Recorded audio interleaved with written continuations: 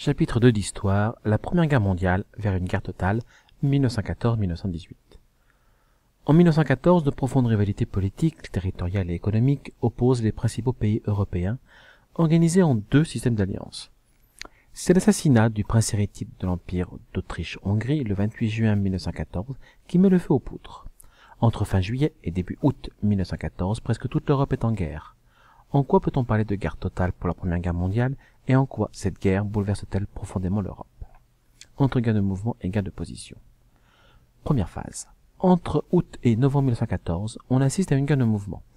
Les Allemands connaissent des succès, ils envahissent le nord de la France. Ils sont arrêtés lors de la bataille de la Marne du 6 au 11 septembre 1914. Après une rapide course à la mer, le front se stabilise. À l'est, les Allemands arrêtent les Russes à Tannenberg. La guerre de mouvement ne reprendra qu'en 1918 à l'extrême fin du conflit. Deuxième phase, la guerre de position. Fin 1914, début 1918. Les armées ennemies s'enterrent face à face dans les tranchées. C'est la guerre de position. La tranchée est un fossé aménagé destiné à protéger les combattants et à partir duquel les assauts peuvent être menés en direction de la tranchée adverse. À l'ouest, un front de 700 km de la mer du Nord à la frontière suisse voit deux armées immobiles se faire face. En 1917, les États-Unis entrent en guerre auprès des Alliés. Troisième phase, vers la victoire. L'aide des Américains devient précieuse.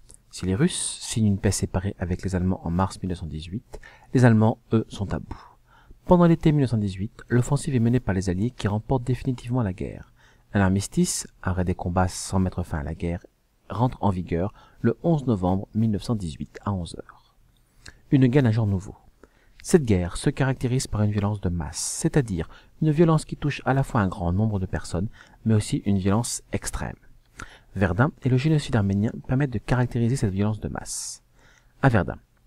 La bataille de Verdun, qui se déroule de février à novembre 1916, est une bataille caractéristique d'une guerre d'une violence extrême, où l'on utilisa massivement un armement très meurtrier, obus d'artillerie de gros calibre, gaz asphyxiant. Il va tomber à Verdun 4 tonnes d'obus par mètre carré. Le bilan humain est catastrophique. 143 000 morts côté allemand, 163 000 côté français. Mais aussi sur l'ensemble de la guerre, avec plus de 9 millions de soldats tués et 6 millions de mutilés. On prouve bien ainsi la brutalité du conflit. Dans la tranchée, les conditions de vie sont extrêmement rudes. La boue, le froid pendant l'hiver, les rats, les poux, les cadavres, la maladie, les combats, la mort sont le quotidien des soldats. Les moments d'assaut sont particulièrement dangereux et terrorisent les combattants. Le génocide arménien. La guerre fut aussi le prétexte à l'utilisation de la violence contre un peuple minoritaire. Ainsi, les Arméniens vivant à l'intérieur de l'Empire ottoman subirent entre avril 1915 et juillet 1916 un véritable génocide, c'est-à-dire une extermination programmée et systématique d'un peuple. D'abord recensés puis marginalisés par le gouvernement des nationalistes turcs, accusés de trahir au profit des Russes, ils furent déportés, regroupés dans les camps et finalement exterminés. Le génocide fit plus d'1 million de morts. Une guerre totale. La Première Guerre mondiale est une guerre totale, une guerre qui mobilise l'ensemble d'une société. Tous les hommes entre 18 et 49 ans doivent partir à la guerre. Les femmes doivent occuper les emplois réservés jusqu'à là aux hommes, notamment dans les usines d'armement, les transports ou à la tête des exploitations agricoles.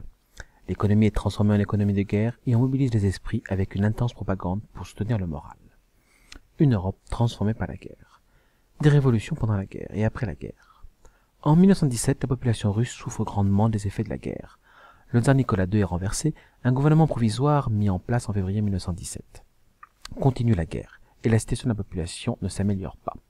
Le parti bolchevique, fondé par Lénine en 1912, en profite pour renverser le gouvernement provisoire en octobre 17.